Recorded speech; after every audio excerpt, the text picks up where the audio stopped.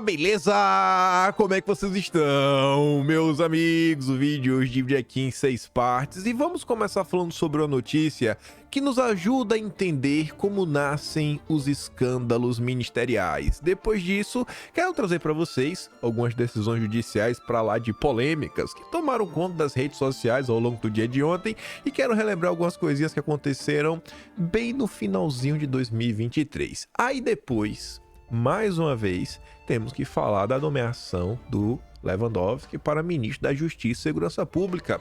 Os 3 principais jornais do país, todos os 3, fizeram questão de publicar um editorial em nome do jornal, criticando aí a movimentação do Lula e quase todos de forma assim uníssona, pontuando as mesmas coisas. Isso está chamando minha atenção. Quero falar com vocês sobre isso, para depois, ainda no âmbito judicial, falarmos de Bolsonaro. Saiu uma nota, gente, que até já adianto para vocês um pouco, que fala o seguinte: Bolsonaro vem colecionando vitórias. Aí você fica, vitória sim, na primeira instância. Os casos que estão indo para a primeira instância estão sendo arquivados. E aí teve um vídeo que eu vi ontem, um vídeo longo. Dessa vez eu vou dar play no vídeo longo, no áudio longo, né? São quase 6 minutos. A gente vai dando pausa, falando sobre a perseguição a Bolsonaro, com algumas ponderações que eu acho que estão muito importantes. Depois, eu acho que vai dar tempo, aquelas pautas que mostram porque o Brasil segue acorrentado, não vai pra frente. Depois tem notícias do Brasil do Lula, o Brasil que deu errado. E no final, mas não vai dar tempo, eleições 2024. Mas vamos lá. Nos últimos dias, nós comentamos sobre 3 ministros envoltos em escândalos ministeriais, sendo que uma ministra está envolta em 2 diferentes, que é a Nízia, tanto a questões dos testes lá da Fiocruz, que foram comprados, né, com a turma aí está questionando um possível sobrepreço, e a questão do filho, lá em Cabo Frio. Além disso daí, tivemos o Silvio Costa e a história do posto. A culpa é do posto, a culpa não é minha. E além disso, também tivemos a questão do Márcio Macedo, carnaval fora de época, a turma que estava lá, que teve... Foi um erro, né? Um erro que não vai voltar a se repetir mais, que receberam diárias para curtir um pré-carnaval lá em Aracaju. E aí, eu falei para vocês, eu levantei esses questionamentos quando falamos sobre o Silvio Costa. E eu falei assim, gente... Vocês acham mesmo que o jornalista da Globo, até fiquei surpreso que a nota saiu da Globo, ele o quê? Ele falou, não, eu vou abrir o site aqui, sabe, da prestação de contas, vou sair olhando ministro por ministro, deputado por deputado, para eu ver se as notas fiscais estão todas certas, todas batendo. Será que ele fez dessa forma? Ou será que alguém, pelo menos, né, deu um dinheiro? Rapaz, vai ali, talvez você ache. Nem que seja assim, rapaz, eu acho que tem um ministro lá do Nordeste, ou seja, dá uma funilada, que se você for olhar na prestação de contas, é capaz de você achar alguma coisa. Mas ao menos, você pelo menos no direcionamento. Aí veja essa notícia. Não é sobre o Silvio Costa, é sobre o Márcio Macedo. E aí talvez você entenda como é que nascem as denúncias ministeriais. Né? Será que a imprensa... Por exemplo, o Márcio Macedo estava lá. O questionamento não é o Márcio Macedo no pré-carnaval.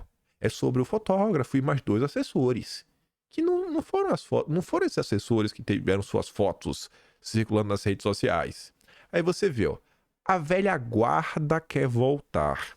O PT, inclusive um dossiê, eu não lembro qual foi, que nós comentamos sobre... lembro, acho que foi do Lula e os relatórios do SNI, que mostra que, por exemplo, o PT, desde sua formação, na verdade, foi um conglomerado, que inclusive foi feito, né, para quebrar qualquer chance de dissidência dentro da esquerda. O PT ser hegemônico. Dentro lá você tinha diversos grupos diferentes, saiu no jornal na época, na década de 80, mostrando que tudo convergiu para a formação do Partido dos Trabalhadores. E até hoje eles brigam entre si, tem algumas alas diferentes. Aí você vê, ó, a polêmica em torno da viagem do ministro da Secretaria da Presidência, o Márcio Macedo, e de funcionários ao pré-carnaval de Aracaju, fez com que até petistas defendessem sua saída do cargo. É a fome insaciável por cargos do PT. Macedo está longe de ser unanimidade no partido e no governo, mas pretende usar a posição para eventual candidatura à prefeitura da cidade ou chegar à presidência do PT num acordo com Gleisi Hoffmann, que eu acho muito improvável. Uma eventual saída de Macedo abriria espaço para a velha guarda do partido, simbolizada em Gilberto Carvalho, um dos principais conselheiros de Lula, que está na Secretaria Menor do Ministério do Trabalho. A volta de Carvalho ao Palácio do Planalto, diz um petista, atenderia a um desejo de parte do PT, que gostaria de ver Lula ser aconselhado por alguém que o conhece de perto. Seria também uma reaproximação da velha guarda petista com o governo. Segundo o petista disse ao bastidor, apesar de sempre negar, Carvalho também deseja a reaproximação. Aí quando você vê uma notícia, sabe? Será que essa notícia foi o jornalista que achou sozinho? Ou será que muitas vezes são os próprios petistas queimando seus aliados? Vocês estão vendo aí recentemente o Capelli? Mal teve essa mudança ministerial, lideranças do PT já apontando o dedo, falando, olha, é um antipetista, era isso, anti-Lula, papapá, para queimar o cara, não sobrar espaço e a turma já começar a reocupar. É assim que as coisas acontecem. E percebam que nesse caso aqui, você vê que um dos pontos que o PT, a velha guarda, vem analisando, e eles não estão de todo errado, é que, cara, você olha os assessores atuais do Lula, quem tá lá, ninguém tem coragem de falar que ele tá passando vergonha. O Lula que tá aí, se você falasse pra turma lá atrás do PT que seria esse Lula, a turma fala, você é mentiroso. Não, não é possível. Lula, um total identitário, um vassalo completo do governo americano, o que tá acontecendo? E aí vocês veem, né? Dificilmente um escândalo ganha a luz do dia de forma aleatória, que um jornalista simplesmente esbarrou nele. Mas pode ter certeza, quem tá de fora muitas vezes é a fonte dos tais jornalistas do consórcio. Mas vamos lá. Falei que tivemos algumas decisões polêmicas. Dias atrás tivemos um vídeo que circulou bastante do filho do ex-ministro do STJ, né, o Benedito. Ele estava lá com as roupas caras, um relógio caro. Aqui foi a matéria da época, do dia 9, ó. Filho de Benedito Gonçalves do STJ viraliza com roupas de grife e joias no TikTok. Eu quero destacar uma coisa. Vocês vão entender por que já já. Ó, este é um parágrafo que já estava na nota do dia 9. Dia 9, quando o vídeo circulou, a imprensa já estava destacando que o vídeo foi publicado pelo influenciador Anthony Krujver. Este nome parece um nome brasileiro. Parece um brasileiro? Pode ser, mas acho que não. Que diz está localizado em Amsterdã, capital da Holanda. Faz parte de uma série sobre o que as pessoas vestem em locais públicos. Uma série. Não foi um vídeo. O Anthony Krujver não fez só esse vídeo. Foi uma série. Vários vídeos assim. Aí veja só. Ontem, o Globo deu em primeira mão que a justiça ordenou a retirada de vídeo com o filho do ministro do STJ com roupas de marca. Segundo o entendimento da juíza do caso, vídeo busca ridicularizar Felipe Gonçalves. No entender da justiça, o vídeo, além de objetivar ridicularizar Felipe Gonçalves, também pretendia atingir terceiros, no caso, o ministro. A gravação pode ser usada por bolsonaristas e páginas de extrema-direita como forma de atacar as decisões de Benedito, no caso, contra o ex-presidente. Aí, o antagonista trouxe algo a mais, que não está na Globo, que Justiça manda retirar vídeo ostentação com o filho de Benedito Gonçalves. Para a ajuda do TJ do Rio, o objetivo da gravação é ridicularizar, né, blá, blá. Aí o antagonista traz a informação que tinha saído no dia 9 no Poder 360. O vídeo foi publicado pelo influenciador Anthony Krujver e faz parte de uma série que mostra pessoas com roupa de luxo em locais públicos. Na gravação, Brandão passeava pelas ruas de Amsterdã com a mulher e uma criança quando foi parado por Krujver, que pediu para gravá-los. O filho do ministro Benedito Gonçalves descreveu as peças. Aí eu pergunto para vocês, será que esse vídeo foi feito realmente para ridicularizar o vídeo do ministro? Foi um vídeo feito por um holandês que tem o costume de produzir este tipo de vídeo com as mais diversas pessoas, como a própria imprensa noticia que é uma série de vídeos. Será que, se você não está banindo esse vídeo, você também não deveria banir outros vídeos para manter uma certa coerência? Porque as outras pessoas nos outros vídeos também podem ser motivo de, não sei, né, de ridicularização. Mas não é meio estranho que, olha só, é uma decisão com base Tem um vídeo de um holandês postado lá na Holanda que não sei por que, alguma razão, alguém achou. Aí, diante disso tudo, uma pequeno tweet de um jornalista do consórcio, eu acho que eu já sei qual a opinião de vocês sobre tudo isso, acho que vem nessa direção. O Samuel Puncher fala: filho do ministro é abordado na rua por um norte-americano, na verdade é um holandês, depois o Puncher corrige, e por livre e espontânea vontade mostra as grifes que está vestindo. Não foi forçado. Não foi o cara que tá gravando, falou, olha, ele tá usando isso e isso. Não. O próprio filho do ministro descreve. Vídeo tem grande repercussão no Brasil. Juíza proíbe o vídeo. Depois, vocês fingem que não sabem o motivo de haver tanto receio sobre a regulação. Depois não adianta falar. Quem fica dando ares que existe um forte interesse em censurar conteúdos, né, que não são muito interessantes é a própria turma do establishment. Aí, nesse mesmo âmbito de decisões para lá de polêmicas, isso aqui circulou bastante aí nos últimos dias. Ex-diretor da Gaviões, suspeito de elo com uma certa facção, foi solto após o STJ revogar a prisão. Aí, veja só. A ministra Daniela Teixeira, do STJ, né, concedeu uma decisão que garantiu a liberdade, né, do ex-diretor, PPP. Esse cara tinha ficado preso de forma provisória entre 2010 e 2021, quando confessou o crime e foi condenado por tribunal do júri a 15 anos de prisão, mas pôde recorrer em liberdade. E aí o Ministério Público de São Paulo recorreu e a pena do cantor foi elevada para 16 anos em regime fechado. E aí, revogar. Aí quem foi que deu a decisão? A ministra Daniela Teixeira. Aí eu quero voltar com vocês para o dia 1º de novembro de 2023, final do ano passado. A turma do Globo publicou essa nota. Pacheco anula envio de nomes indicados ao STJ e pede apuração por suspeita de favorecimento. Que favorecimento? O que isso aqui está falando? Você vai entender.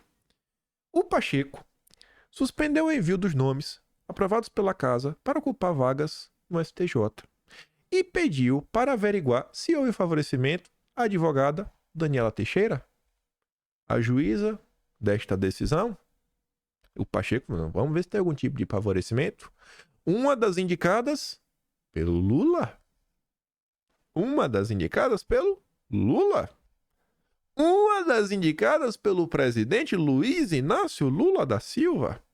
Aí entenda o caso. A advocacia do Senado, no entanto, está checando o fato da mesa diretora ter enviado à presidência da República apenas o nome de Daniela Teixeira, né, para publicação, embora outros 2 indicados do STJ tenham sido aprovados na mesma sessão. Teve uma sessão lá, de sabatina, 3 foram aprovados, mas só o nome dela foi lá para o Lula dar chancelada. E qual o problema disso? Ao ser nomeada primeiro, Teixeira poderia ter preferência na hora de ocupar uma vaga no TSE ou na escolha das turmas das quais fará parte, por exemplo. Esses postos são preenchidos com base no critério de antiguidade. Antiguidade, quem chegou primeiro no tribunal. Então, 3 foram na mesma sessão. Aí você manda primeiro ela, 24 horas depois você manda os outros 2, mas por causa de 24 horas, ela teria essa certa vantagem. Esta juíza que decidiu aquela decisão polêmica.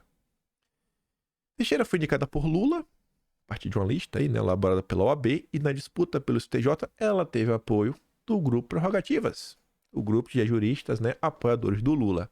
Aí, mais uma vez, e mais uma nota, inclusive do mesmo dia 12 que saiu aquela, né, da Folha de São Paulo, o Lauro Jardim nos diz que a briga da JF e Paper Excellence pela Eldorado, um novo capítulo. Recém-possada como ministra do STJ, Daniela Teixeira, que agora sabemos que foi indicada pelo Lula, que tem apoio do Prerrogativas e que o Pacheco mandou averiguar se teve algum tipo de... né? Vamos ver se tá certo aí. Mandou, em 18 de dezembro, desarquivar um inquérito que investigava um suposto hackeamento de e-mails de executivos na JF, uma ação que teria sido feita por ordem da Paper Excellence. A revelação do desarquivamento é do repórter Luiz Vassalo. Aí agora veja. Para alguns advogados, entretanto, causou estranheza, né? Esse desarquivamento. Para que desarquivar, né? Tem uma estranheza. E qual o motivo? O marido da ministra indicada pelo Lula com apoio do Prerrogativas, a história do Pacheco, decisão ali também polêmica. O marido dela é dono de um site que tem como um dos apoiadores o departamento jurídico da JBS, a mais reluzente das empresas do grupo JF. E aí vocês podem tirar as conclusões de vocês. Ainda falando sobre decisão, aqui não é mais na decisão. Aqui agora é só uma movimentação jurídica deveras interessante, né? A turma do Lula é demais. Odebrecht pega carona em ação da JF e pede ao Supremo suspensão de multa com Lava Jato. Antigo Odebrecht, atual Novo Honor, quer pegar carona em uma ação do grupo JF, dos irmãos Joesley e Wesley Batista, para suspender o pagamento do acordo leniência de 3,8 bilhões de reais, firmados pela empreiteira com a força-tarefa da Lava Jato. O que vocês acham que vão acontecer? O que é que vocês acham que vai acontecer? Se a JF meio que já tá suspenso, vocês acham que a Odebrecht, nosso grande campeão nacional, ficará para trás? Aí, em mais uma decisão, Zé Disseu diz que foi incriminado pela Lava Jato para atingir Lula e pede ao Supremo suspeição de Moro.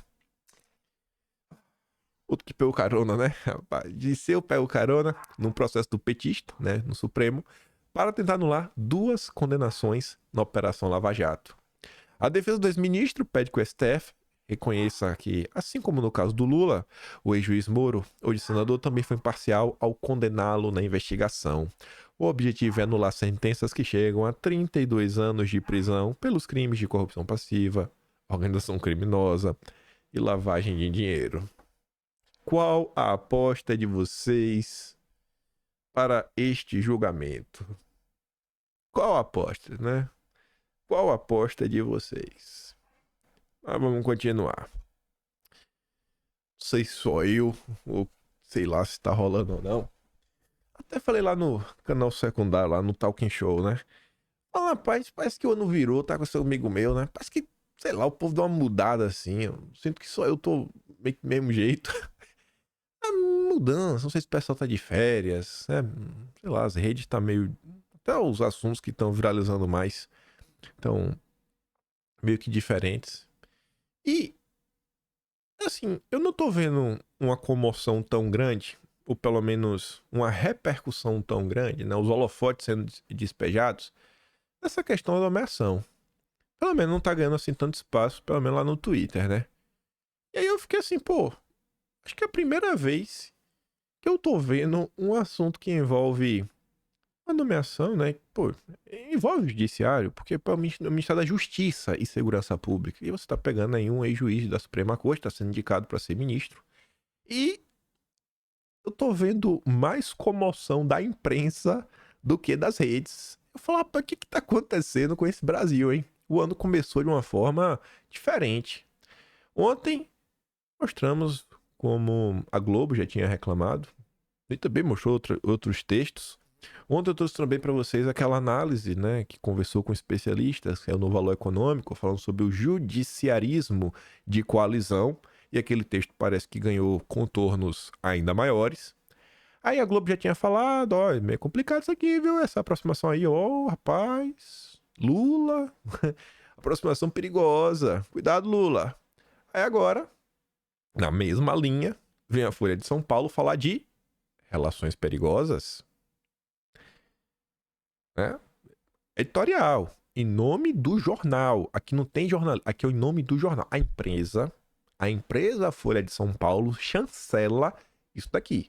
Não é aquele texto que no final fala assim, ó, este texto é uma opinião do jornalista e não necessariamente reflete os posicionamentos do jornal. Não, este texto reflete a opinião da Folha de São Paulo. É um editorial. Com Lewandowski, Lula aprofunda a aproximação com o Supremo, cuja imagem corre risco. Quando o Ricardo Lewandowski se aposentou da Suprema Corte, o Lula indicou ser advogado pessoal para o posto. Quando a segunda vaga foi aberta, O indicado foi o aliado político Flávio Dino. Para o lugar de Dino, no Ministério da Justiça, o escolhido foi Lewandowski. Os movimentos escancaram, sem nenhuma preocupação com a sutileza, as expectativas de Lula em relação à atuação dos magistrados e da corte mais elevada do país. Trata-se de um jogo perigoso. Ao longo de 17 anos no Supremo, o ex-ministro Lewandowski se notabilizou pela postura garantista e, particularmente, por votos e manifestações favoráveis ao líder petista e a nomes do partido. E a Folha dá um exemplo como: assim foi no julgamento do Mensalão, Lava Jato e até no impeachment da Dilma, quando contribuiu para que a ex-presidente não ficasse inelegível. Ainda que não lhe tenham faltado argumentos jurídicos para sustentar suas decisões, é inevitável que seu ingresso no governo agora pareça reconhecimento da lealdade. Lula demais reforça laços com o Supremo em seu terceiro mandato, viabilizando, aliás, por deliberações do tribunal que anularam suas condenações por corrupção. Eleito por margem mínima de votos e sem maioria confiável num Congresso que rumou à direita, Lula e seu entorno recorrem com frequência inaudita à Suprema Corte para o desembaraço de pautas de seu interesse, que não me parece o melhor caminho, né, de um governo republicano. E tem que aceitar um pouco mais a derrota. Com a medida de Lewandowski, por exemplo, que suspendeu normas moralizadoras da lei das estatais e permitiu nomeações políticas nas empresas federais. E esse parágrafo tem uma palavrinha que, se você ler rápido, você talvez não preste atenção. Mas até pega a caneta. Olha o que a Folha de São Paulo fez questão de falar. Ó. Moralizadoras. A Folha de São Paulo, ela tá dando a opinião dela. A Folha de São Paulo falando: olha, esta norma era algo bom. Era algo bom para pôr ordem na casa, para moralizar a confusão depois do oba-oba. E a Folha de São Paulo tá falando: olha, essa coisa boa, quem foi suspendida pelo novo ministro do Lula.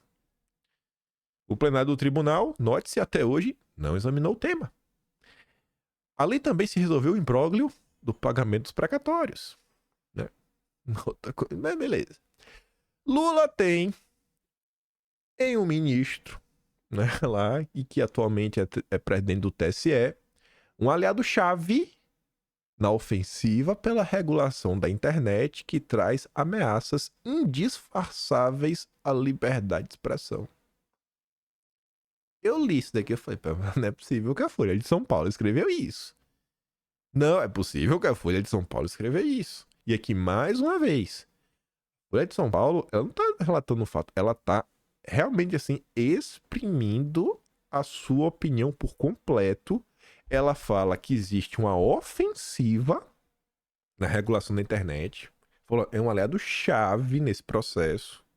E fala que, olha só, existem ameaças à liberdade de expressão que são, assim, não dá pra esconder, assim, tá claro e cristalino o que está acontecendo.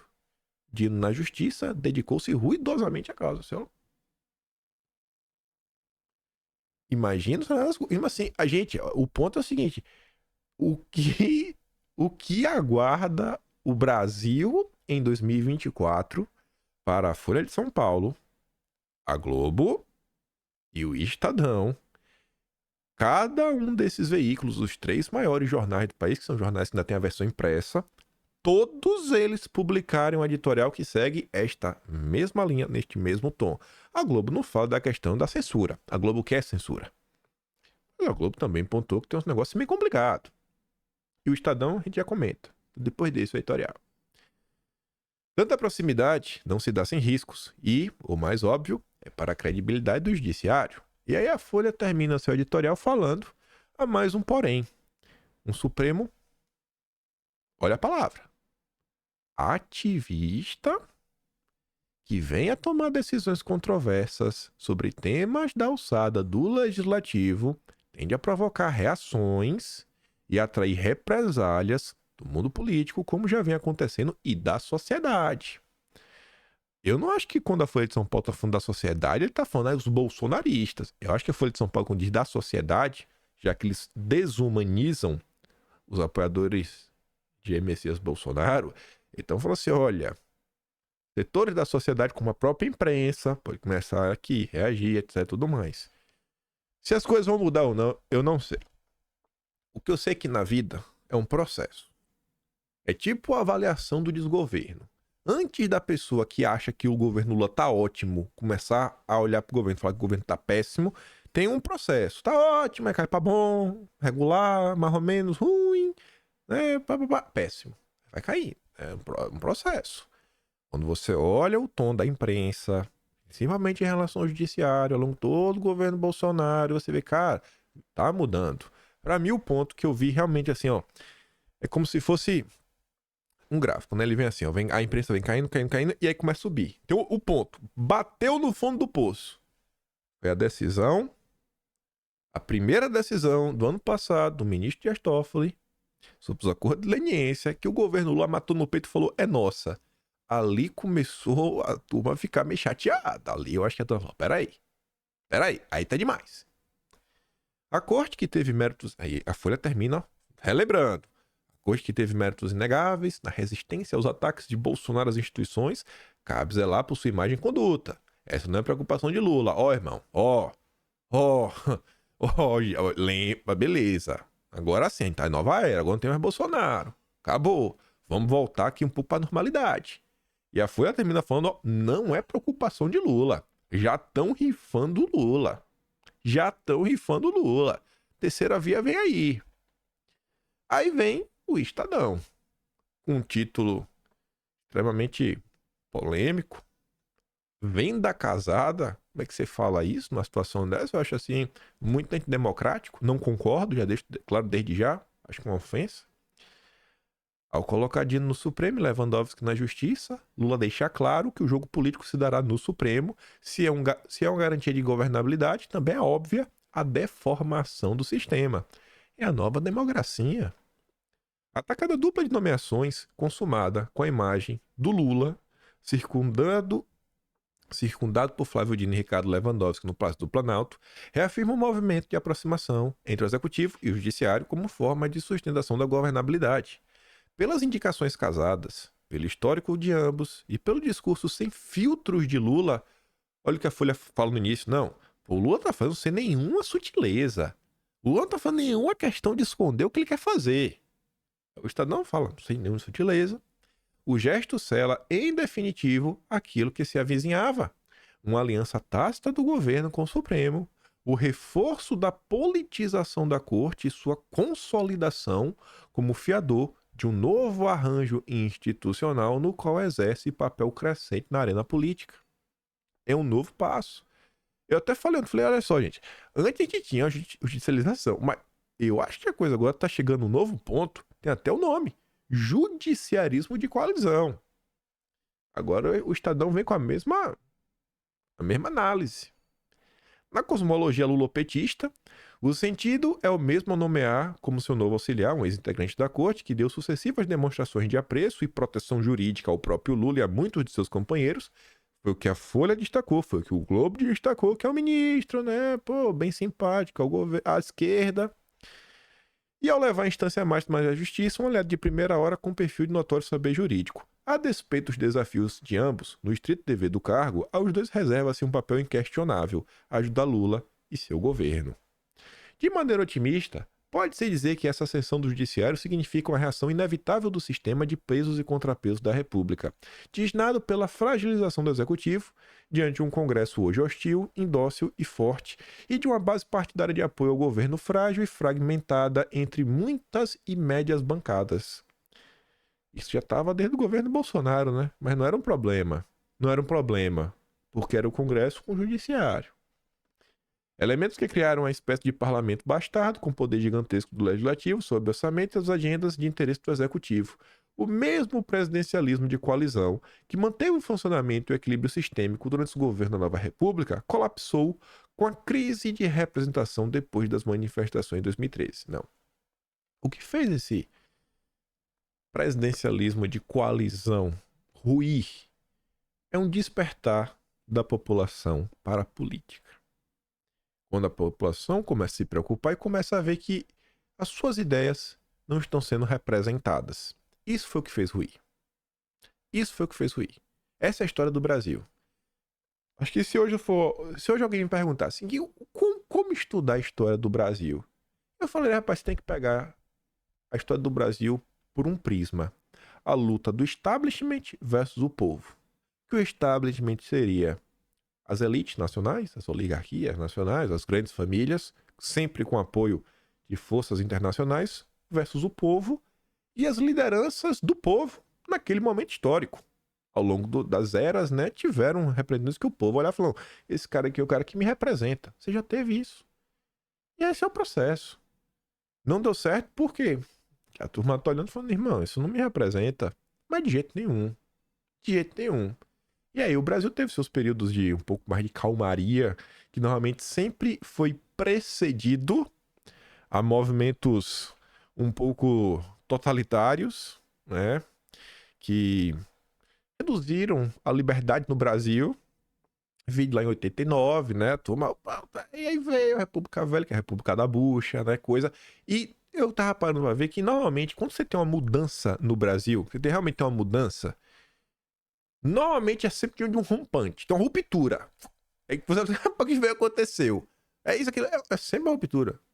É sempre assim uma sessão meteórica. Vídeo próprio Bolsonaro. Vídeo.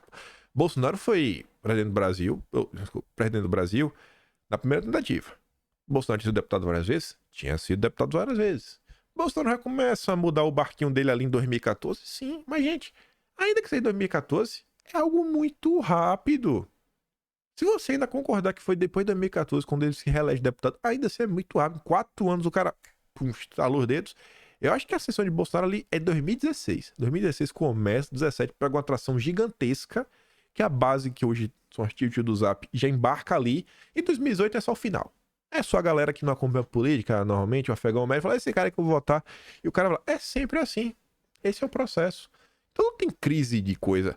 É sempre o establishment tentando se manter no poder para fazer todas as suas algazarras e festas. E normalmente o que você vê é que nesses períodos de calmaria, né, que o presidencialismo de coalizão funciona, não existe nenhum projeto de desenvolvimento nacional. Não existe nenhum tipo de agenda que leve a uma melhoria da vida da população. Qual foi o projeto sei lá, desde que a República foi instaurada? Quais foram os projetos? Quais foram os grandes projetos dos governos democráticos?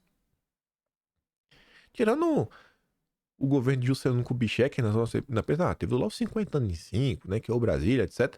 Tirando isso daí, bicho, você olha, qual o projeto do FHC? Ah, o FHC ele lidou com a inflação, tá, beleza, mas e o projeto? Qual era o projeto pro Brasil? Vender as empresas? Não, deu de graça, né? As empresas, as melhores empresas do Brasil, as joias da coroa, ele deu de graça pros amigos do rei, né? Beleza? E depois? Tirou um monte de agência reguladora para garantir que essas empresas, agora privatizadas, vão ter novos monopólios. Ao invés de ser monopólio do Estado, agora vai ser o monopólio dos amigos do rei, os campeões nacionais. Lula só aprofundou isso. Qual o projeto? O tempo passa, o tempo a gente conta do mesmo jeito. Do mesmo jeito. Mas vamos lá. Enquanto é presidente do Executivo e do Legislativo, vocês vai no mesmo compasso da Força Suprema, né, da Corte. A Corte sublinhava sua condição não apenas de guardiã da Constituição, como também de um tribunal penal político. Eu não sei se estava na Constituição como esse pedaço, né? Mas você vê hoje, parece, e você vê inclusive ter essa discussão do foro privilegiado. Pô, vamos acabar com o foro privilegiado para o debate, para as ações começarem a ir para a primeira instância. Porque realmente está se tornando uma corte penal, política. Não sem excessos no protagonismo individual de seus ministros, com declarações políticas cada vez mais frequentes e desinibidas. O engraçado dessa parte é que no editorial do Estadão do dia 9, foi o dia seguinte, né, da festa lá do dia 8, o Estadão fez questão de falar que é um absurdo os bolsonaristas questionarem se houve, né, alguma coisa errada, que o judiciário sempre agiu com total imparcialidade. Eu vou dar pause aqui, eu vou pegar. Não eu vou dar pause, que eu acho. Vou dar pause, só para não ter nenhum tipo de delay. Esse foi o editorial do dia 9, né, do Estadão. O Estadão que agora fala, olha, que teve muito excesso, muito excesso, muito excesso. Era o que reclamava. O golpismo explícito e o implícito. Eles estavam putos da vida que tinham senadores da oposição fazendo um documento contrário aí, né, à festa do dia 8. Aí, falava, ó, mas não faltava contudo considerar que os golpistas que participaram do levante do dia 8 não eram meros delinquentes, mas patriotas que agora são vítimas do abuso do judiciário. Aí falava, ficou claro no malicioso manifesto dos 30 senadores que falavam que tinha, né, olha, o governo Lula teria cometido flagrante omissão no dia 8, sem aparecer que os petistas tiveram alguma participação dos golpistas, depois o Supremo que estaria violando direitos constitucionais no afã de condenar os golpistas. Aí lá, para tanto, falava, ó, chega a ser ofensivo, né? Ora, o país vive hoje em plena normalidade democrática. Há eleições livres, a imprensa livre, há funcionamento livre e autônomo de cada um dos poderes. Certamente há tensões, mas elas são próprias de todo o regime democrático. Certamente há decisões equivocadas da Corte Constitucional que merecem duras críticas, mas isso é impróprio, né, isso é próprio de um regime democrático. Tá bom. Tá bom. Quem não te conhece, que te compre. Mas vamos lá, vamos voltar. Tudo isso resultou no que analistas vêm chamando de judiciarismo de coalizão. Então você vê que aquela nota que a gente comentou ontem do Valor Econômico, que entrevistou especialistas como Christian Lynch, que é o autor deste termo, judiciarismo de coalizão, já ganhou as páginas do editorial do Estadão. Estamos diante de uma nova forma de democracia. Em outras palavras, segundo essa tese, o regime presidencialista só funciona se o presidente tiver uma boa bancada no Supremo como parte do jogo político da governabilidade. É o que Lula vem fazendo. O outro lado da moeda revela-se mais inquietante. A naturalidade espantosa com que o presidente demonstrou usar as nomeações e referir-se aos nomeados como parte desse jogo, ou de admitir seu sonho antigo, palavras dele, de ter alguém com cabeça política na mais alta corte do país. Em sua fala, Lula exaltou a experiência política de Flávio Dino como sinônimo de sua competência futura na bancada lulista do Supremo, mandando as favas a própria tentativa do nomeado de se dissociar de tal papel, quando afirmou na sabatina no Senado que não seria influenciado pela sua carreira política. Mas Lula fez questão de mostrar que tem um político lá. Diz quem pode, acredita quem quer.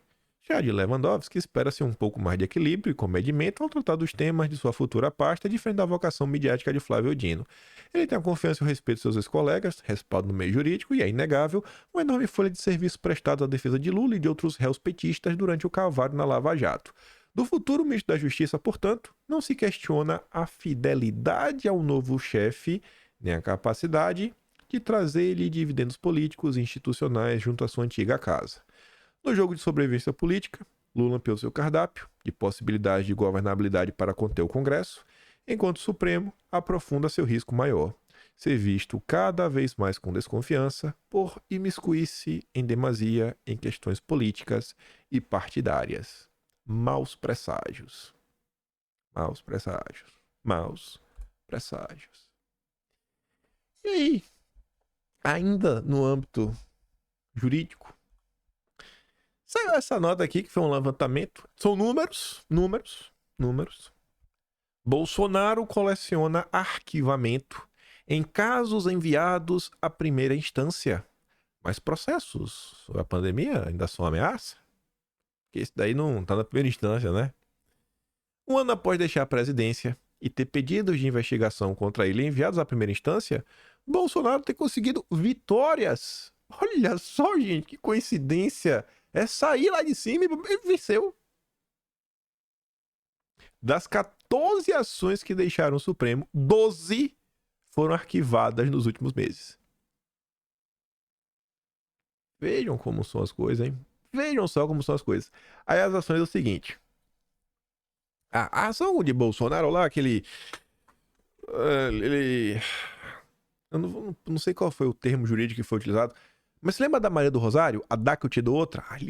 Ele incitou que ela fosse violentada, né? Você sabe todo o contexto daquilo ali. Aí outra ação, que não tá mais sobre ele, é a seguinte: eles queriam caçar Bolsonaro porque numa motociata, o Alan dos Santos estava na garupa de Bolsonaro. Ele tava na garupa. Então, tem que caçar Bolsonaro. E são várias coisas assim que você fala, meu Deus, olha só, né? Olha, meu Deus, foi arquivado. Quem poderia imaginar que foi arquivado? O que fica parecendo para um bolsonarista? E quando você vê isso, você fala, nossa, parece que a esquerda então estava perseguindo o Bolsonaro. Reclamando de coisas sem pé nem cabeça, só pra esculhambar. Aí teve outra que ele falou, olha, rapaz, o Randolph Rodrigues, né, atuou em prol aí de uma coisa. Aí o Randolph foi, aí a juíza falou, cara, isso é só uma crítica, não é difamação. Que inclusive foi na época lá da CPI, quando foi revelado algumas emendas que foram protocolos lá, um projeto de lei, né, que poderia facilitar o processo de compra, aquisição de determinadas coisas, né, teve até com a hashtag Renan saber de tudo, no contexto. Foram ações como arquivadas. Olha, quem poderia imaginar? E para um bolsonarista, que o bolsonarista não pensa, né? O bolsonarista não reflete, ele é cego. O que falam a favor de Bolsonaro, ele acredita, o bolsonarista ele não tem inteligência o suficiente para entender os argumentos da Rede Globo de por que Bolsonaro precisa ser perseguido. Ah, tô sendo irônico, né? Óbvio. Aí, gente, tava eu... Nós tá entupido. Tava eu no meio da tarde, tava vendo um monte de coisa. Eu tô até meio triste. Hoje eu achei, talvez, o único dossiê que eu jamais... Jamais não, palavra forte. Mas é um dossiê que eu acho que... Acho que ele não será feito tão cedo. Sabe quando você descobre uma coisa e fala, rapaz, isso aqui não dá pra ser discutido ainda não. É uma possível reviravolta na história, assim, a forma como olhar a história, que as coisas são muito diferentes. E não é história recente, não. Não tem nada a ver com história recente, mas coisas que aconteceram no passado no Brasil, que eu falei, rapaz, não era pra eu ter pensado sobre isso. Agora eu estou com uma pulga atrás da minha orelha. Quem quiser ir atrás, eu achei um nome de um... tudo começou, foi o seguinte, né? Eu tô devagando, mas deixa eu só contar rápido. Tudo começou... Quando eu tava nesses dias, em mais uma pesquisa, tá, sei lá, às vezes eu gosto de pesquisar sobre algum assunto que eu já pesquisei. Eu tava pesquisando mais sobre a bucha e eu achei um livro. O livro mais completo que eu já tinha visto na história, falando da bucha, contando diversos bucheiros em diversos momentos da história nacional. Quando eu fui ver o nome do livro, eu falei, pô, quem é esse autor? Que o livro tava em inglês, né? Eu falei, pô, quem foi que escreveu esse livro, né? Pô, o livro só... Será que... Onde é que tá a versão em português, né? Eu já pensei nisso, porque... Se tá em inglês, é óbvio que tem a versão em português. Tá falando da Bush, tá falando do Brasil. Vários políticos, assim, vai detalhando diversos nomes da Bush. Aí eu fui ver o nome do livro. John Watson Foster Dulles. Aí eu olhei assim e falei, esse nome não me parece de brasileiro. E realmente não é brasileiro.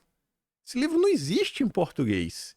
O maior livro já escrito da história da Bush foi escrito por um americano. Aí isso chamou minha atenção. Aí quando eu fui ver quem era o pai desse cara? O pai desse... Meu Deus do céu. Sabe o CIMI que tá aí? A ONG, ligada à igreja, que é a questão da Agenda Verde, que tá ligado ao CEMIC, o Conselho Mundial das Igrejas, que é pior ainda? Pois bem, o pai desse cara tá envolvido nisso.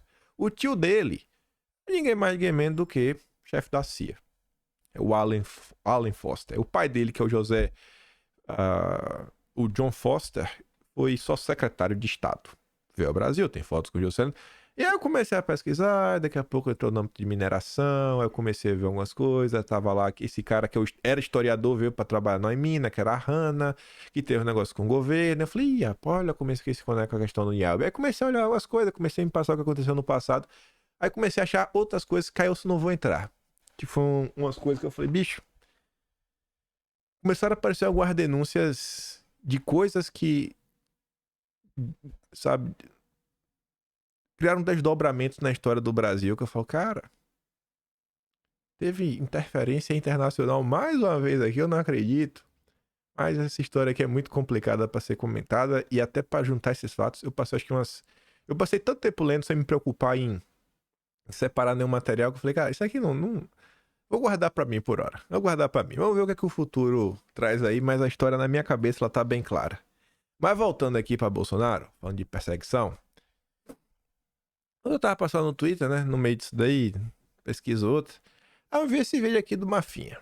Lá vai ele colocar o Rui Costa Pimenta. E chamou minha atenção aqui o texto dele, que ele fala assim, ó, o presidente do PCO fala sobre a perseguição ao bolsonarismo e a setores de esquerda. Eu dei play, fiquei ouvindo um vídeo longo, e é um vídeo interessante, de coração mesmo. Eu nunca me atrevo a dar play em áudios muito longos, mas esse daqui eu quero ouvir junto com vocês, porque eu acho que tá acontecendo algumas coisas que são um pouco mais amplas e que às vezes não entram no radar da turma da direita. Escuta só. Então, aqui, né, eu queria explicar duas questões que eu acho que são fundamentais, que é a seguinte. Primeiro, que confunde a cabeça do pessoal, né? A primeira questão é a seguinte. Eu vejo que tem gente de boa fé que discorda dessa nossa colocação. O Bolsonaro é perseguido ou não? É. Quer dizer, ou ele é perseguido, ou ele está sendo tratado de uma maneira correta pelo sistema judiciário nacional. E aí? Nós temos que esclarecer essa questão. Eu acho que é perseguido. Eu queria esclarecer essa questão indo mais a fundo no problema da perseguição judicial. O problema aqui, que eu acho que a maioria das pessoas não entende, é o seguinte. O judiciário não pode, se ele agir democraticamente, se ele agir de acordo com o Estado de Direito, ele não pode realizar uma campanha contra nenhum cidadão. Será que existe uma campanha contra Bolsonaro? Parece que sim, né? Não é falando do judiciário, mas uma parte do consórcio. O consórcio parece que faz uma campanha contra Bolsonaro há um bom tempo. Mas vamos lá. Seja quem seja. Isso daí, muita gente tem na cabeça a imagem, que é uma imagem escabrosamente falsa, do justiceiro da sociedade. Como se a sociedade fosse assim um cenário de faroeste. Que o cara sai atrás de todos os bandidos e papapá, aquele negócio todo. Não, isso aí, num país democrático, isso não poderia acontecer. A função do judiciário seria a seguinte. O cidadão é acusado de alguma coisa, ele contrata um advogado, o Ministério Público, se tiver fundamento, abre um processo contra ele. Aí. Né? E o juiz julga se há provas suficientes para ele ser condenado, ponto final. Lembrando que já houveram aí algumas decisões contra Bolsonaro, contra os apoiadores de Bolsonaro, que por várias vezes o Ministério Público, na figura da PGR, se posicionou, por exemplo, a favor do arquivamento, a nulidade do processo, suspensão, não faz sentido. Isso já aconteceu algumas vezes, mas isso aí, né, a coisa continuou. Acho que a PGR não estava bem da cabeça na época do Ara, mas vamos continuar. O juiz tipo Sérgio Moro, tipo Alexandre de Moraes, não é um juiz democrático. Esse é o juiz justiceiro, entre aspas. Ou seja, é o juiz perseguidor. Ele vai atrás de condenar o cidadão. Só isso daí já torna o processo um processo totalmente irregular e ilegítimo. O que tem acontecido com o bolsonarismo no Brasil é isso daí. É o que aconteceu com o PP. O pessoal chega e fala o seguinte, mas o Bolsonaro, ele cometeu ou não cometeu crimes? Eu não sei de nada porque eu não sou, como é que se diz? Eu não sou investigador. Né? Maior agora. E eu tenho uma desconfiança, assim, muito elevada daquilo que aparece na imprensa. Eu também. E até da polícia e tudo. Então o negócio fica muito complicado. Estou acostumado a ver a ação da polícia, que é uma ação persecutória contra todo mundo. Mas no caso do Bolsonaro, não é que ele... O que aconteceu com o Bolsonaro exatamente? Qual foi o crime? Ninguém sabe direito qual foi o crime. Eu quero saber. Porque se o Bolsonaro tivesse feito A, se estabelecesse um julgamento por A, tudo bem. Agora, contra o Bolsonaro tem... O quê? Ele foi condenado por fazer uma coletiva de imprensa com embaixadores de outros países. Que crime que é esse? Boa pergunta. Boa pergunta, né? Você chama os embaixadores e fala, quero fazer uma declaração para os governos que têm relação com o Brasil. E faz a declaração. Que crime é esse? Eu nunca ouvi falar desse crime. Declaração. É porque foi o que ele falou, né? Bolsonaro trouxe muito riscos à democracia. A democracia ficou, né, foi quase um golpe. Vocês devem lembrar aqueles lá dos embaixadores, né? Vamos continuar. Então, para embaixadores. Aí o pessoal o que fez? Ele foi julgado, ele não foi julgado por fazer declaração aos embaixadores. Ele foi julgado por abuso de poder. Quer dizer, Tá. Ó, é o seguinte, vejam vocês o estado da coisa no judiciário brasileiro. O cidadão vai lá, vai. Isso. ele é presidente da República. Isso. Aí ele chama o assessor dele, chama as pessoas do governo que governam com ele e fala assim, convoque uma coletiva de imprensa Isso. que eu vou dar uma declaração. Isso aí. Esse é abuso do poder público. Aí é Abuso de complicado. poder.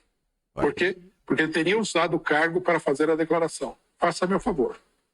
Se alguém acredita que isso aí é um crime real, teria que me explicar. Não tem crime nenhum. Se o Lula amanhã chamar os embaixadores e falar o Brasil decidiu romper relações com Israel por causa disso, ele vai ser tornado inelegível? É absurdo.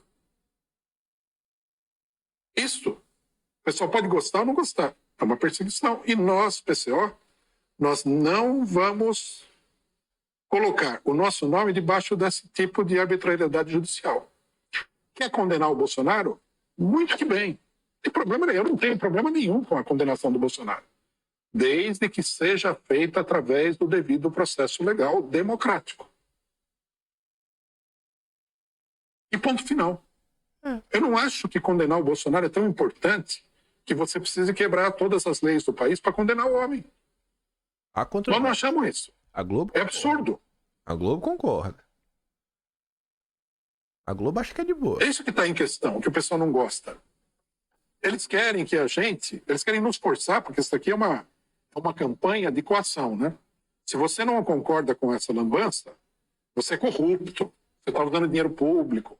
Aparece esse pessoal aqui que eu não sei exatamente a que vem esse negócio aqui, que é uma campanha sórdida, mas a campanha sórdida é por isso, porque você não assina embaixo das arbitrariedades que são cometidas contra uma pessoa no Brasil, seja ela o Bolsonaro, seja outra. Isso daí vale para o PT, vale também para o Bolsonaro.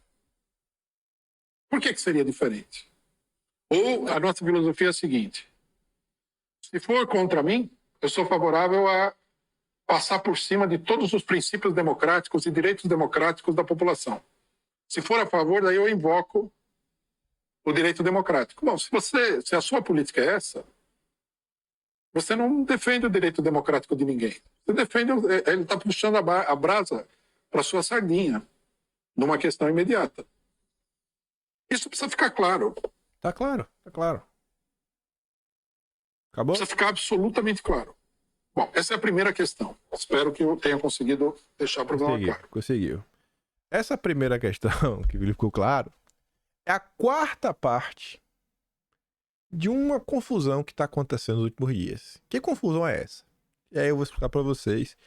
E uma das razões também de querer mostrar isso daí, além da explicação dele de falar de por que ele não acha que o que está acontecendo contra Bolsonaro é justo e sim uma perseguição. Antes de falar sobre a primeira parte, essa daqui é a terceira parte. Mas na terceira parte ele já começa explicando, né, o que foi que aconteceu. Vejam só, este vídeo que a gente ouviu agora vem depois desse. Esse aqui agora foi de sexta, esse agora foi de sábado, foi no dia seguinte. Aqui vocês conseguem, esse vídeo é bem mais curto, é só 1 minuto só, escuta só. Aqui mais uma entrevista, análise política de Rui Costa Pimenta, presidente do PCO. Tudo bem, Rui? Tudo bem, tudo tranquilo. E você? Muitos assuntos para a gente debater hoje, muita pressão pelo cancelamento, é um tema que a gente vai abordar também. Vou agradecer já aqui ao César Silva, porque ele já faz aqui uma explicação, né? Rui já explicou muitas vezes que faz análise política, portanto é obrigado a mostrar a verdade do que está acontecendo, ou pelo menos o que ele acredita ser a verdade, né? Temos que ter a coragem de mostrar a verdade dos fatos. Obrigado aqui ao Vicente Assinante, ao João Rocha, o Manuel Azevedo também, e todo mundo que está nos acompanhando aqui. Oi, a gente vai falar bastante, né, sobre aquele fato que aconteceu na semana passada. Você fez um comentário, esse comentário foi recortado e foi retuitado pelo Jair Bolsonaro, né? E aí, logo em seguida, vários fenômenos interessantes que aconteceram. Um deles é assim, não, mas veja bem, né? Como é que o Rui Costa Pimenta, ele é um quinta coluna, ele é um infiltrado a serviço do bolsonarismo. Aí o segundo comentário, não apenas o Rui Costa Pimenta é um quinta coluna, mas o Atucho também é, porque eles fazem isso combinado, quase como se a gente combinasse com o Bolsonaro para ele assistir, cortar e retuitar. E também movimentos aí, você tem movimentos concorrenciais, dizendo, olha, veja bem, olha o que é o 247, o que é o PCO, o que é isso. Quer dizer, existe também esse aspecto. Então, não sei se vocês pegaram aí final, que é que ele explica como tudo começou. Tudo começa semana passada, quando o Bolsonaro fez essa postagem. Ele fez no Twitter, ele fez no Instagram. Bolsonaro pegou um recorte que diz, cara, que o Rui Costa fala, Bolsonaro está sendo perseguido porque é o único político nesse país com voto suficiente para derrotar o Lula. E aí eu tento passar para vocês a minha impressão do que está acontecendo agora. O que vai acontecer de desdobramento disso? O que é que vai ser o futuro? O que é que 2024 nos aguarda? Eu não me arrisco a chutar. Mas do que eu acompanho, do que eu monitoro, as bolhas da direita, da esquerda, eu diria para vocês que você teria aí hoje, pelo menos,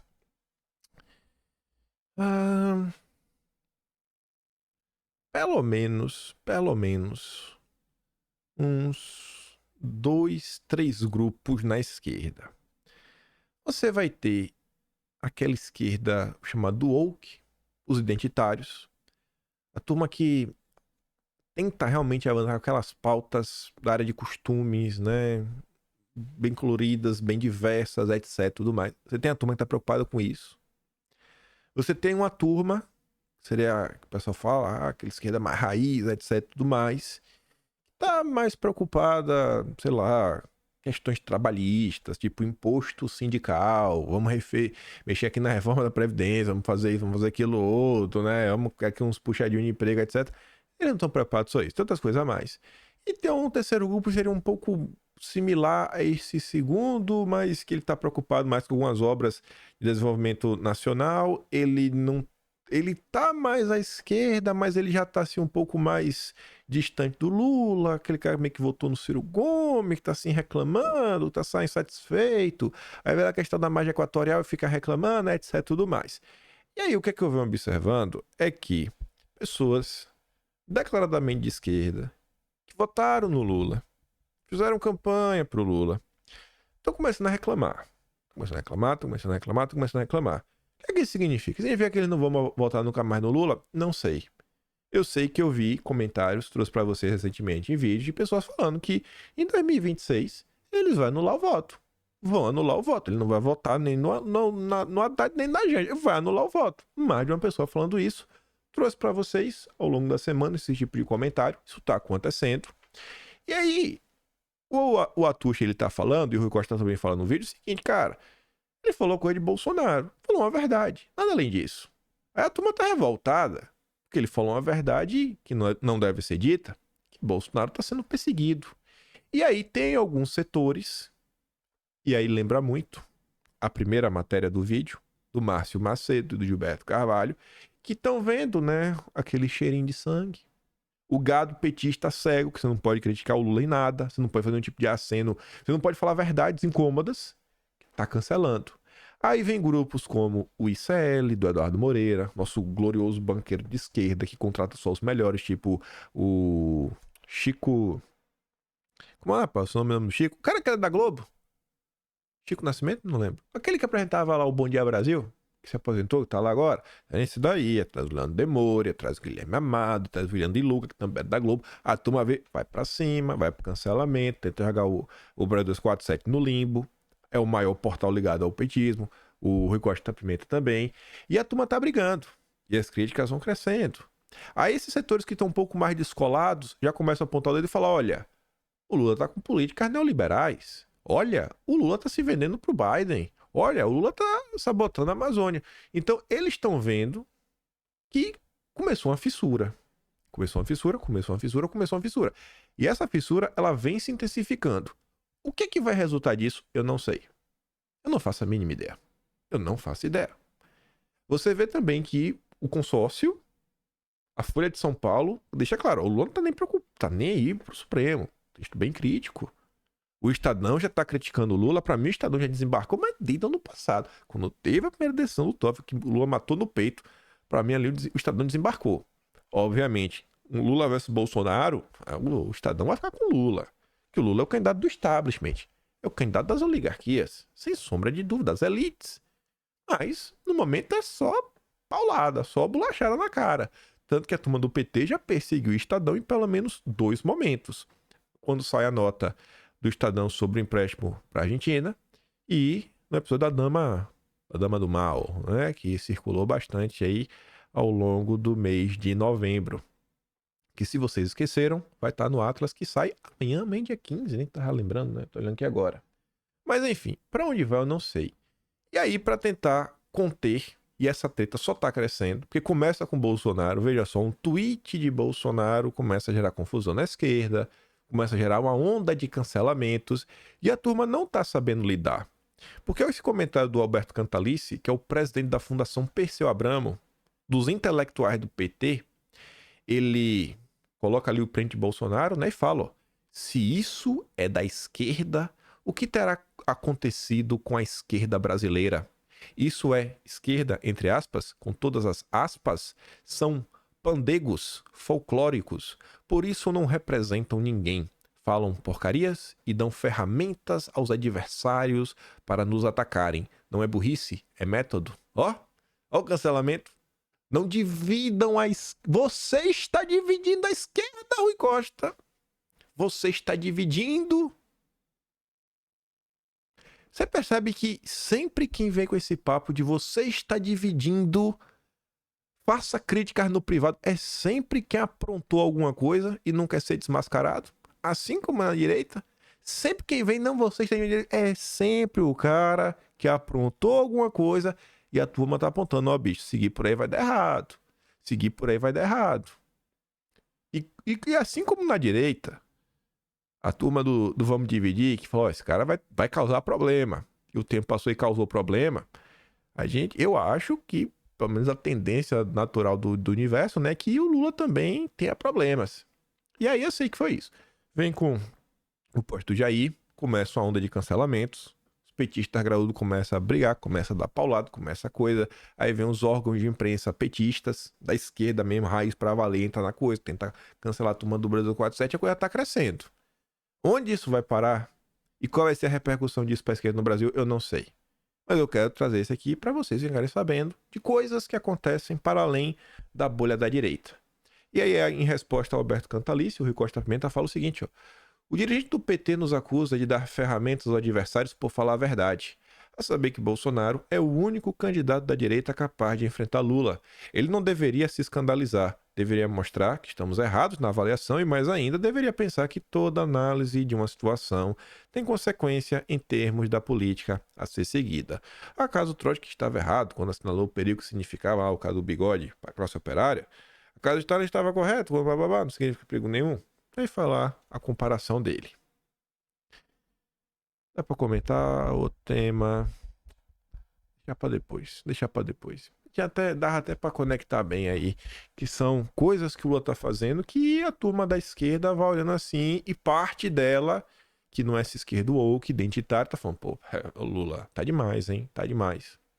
E só de terminar, veja como são as coisas. Deixa eu abrir aqui. Pera aí. Como é que faz pra eu abrir aqui? Tem que tirar... Cadê? Pronto. Tá. Teve aqui o Boulos com a Marta Suplicy. Só olhar isso daqui, ó. Pra gente fechar o vídeo. A Marta Suplicy teve lá um encontro com o Boulos ontem. Foi publicado, obviamente, pela Mônica Bergamo, né? Vídeo mostra Boulos chegando de Celta à casa de Marta Suplicy, né? É a propaganda petista... Começou. A eleição começou. 2024 começou com tudo. Sendo que a turma tá meio devagar. Aí a Marta Suplicy coloca, ó. Nesta oportunidade, resgato o manifesto Frente Ampla. Eu acho que essa tal da Frente Ampla também é um novo marco no que significa o petismo. O petismo sempre foi, né? Casa Joana. Mas a Frente Ampla é um passo a mais. É literalmente assim, é o compromisso do PT de falar, seremos a voz do establishment. seremos a voz dos ricos. Não que não fosse no passado, né? Mas antes o PT ainda tinha uma certa ideologia mais... Não, agora é assim, cara, qual é a agenda globalista que vocês querem que nós avancemos? Qual é a agenda para agradar a Faria Lima que você quer que nós coloquemos para andar? Fala aí, fala que a gente vai fazer. É o que se tornou o PT. O PT realmente virou o partido do establishment. É com, cara, Geraldo Alckmin na vice. Simone Tebet no planejamento. O que tá acontecendo? Assim, de boa. Pensa que você tem a capacidade de voltar no tempo. Você voltou no tempo, década de 80, aquele Lula barbudo, fumar um cigarrinho. Lá no Roda Viva, já viu no Roda Viva, cigarrinho? Lá, né? Pelota, babá. Imagina você olhar pra aquele cara com meio de botão, sem terno, peito aberto, barba, né, preta ainda, cabelo preto, fumando um cigarrinho. Você fala, rapaz, esse cara aqui vai virar esse aqui, é o ídolo da Choquei, o ídolo da Mind, o melhor amigo da Rede Globo. O que é que está acontecendo? E aí tem uma turma que tá percebendo e não vai bater palma pra isso. Qual vai ser o resultado disso, de tudo, etc? Não sei. Mas eu quero comentar com vocês, deixar aí, porque lá na frente, se fizer algum sentido, eu vou falar, rapaz, vimos essa confusão começar. Vimos como tudo começou, todo esse caos. E a turma achou que não ia dar em nada. A esperar o desdobramento sobre isso. E a falta de... Se Bolsonaro tivesse elegível, rapaz, eu acho que essa confusão estaria ainda maior. Ainda maior, porque realmente é um candidato que ia bater de frente toda essa agenda e a galera ia ficar, né, cara? E o risco Bolsonaro. Mas enfim, vou mandar esses 2 vídeos lá no Telegram. Se quiser ouvir de novo, quiser mandar pro Indetão, falar, olha, até a esquerda tá explicando por que Bolsonaro tá sendo perseguido. Qual é o crime de Bolsonaro? Explica aí. A esquerda tá falando? Tá no Telegram, link tá sempre aqui na descrição. E se gosta do conteúdo, quiser me ajudar mais um pouquinho, pode assinar no canal. Tem um P na descrição, tem um botão de valeu, tem um Atlas brasileiro, kimpai.com.br, a partir de amanhã. Também já estava disponível lá o de novembro. E é isso, gente. Compartilha, volta amanhã, aquele grande beijo, abraço, tamo juntos. Valeu, meus amigos. Fui!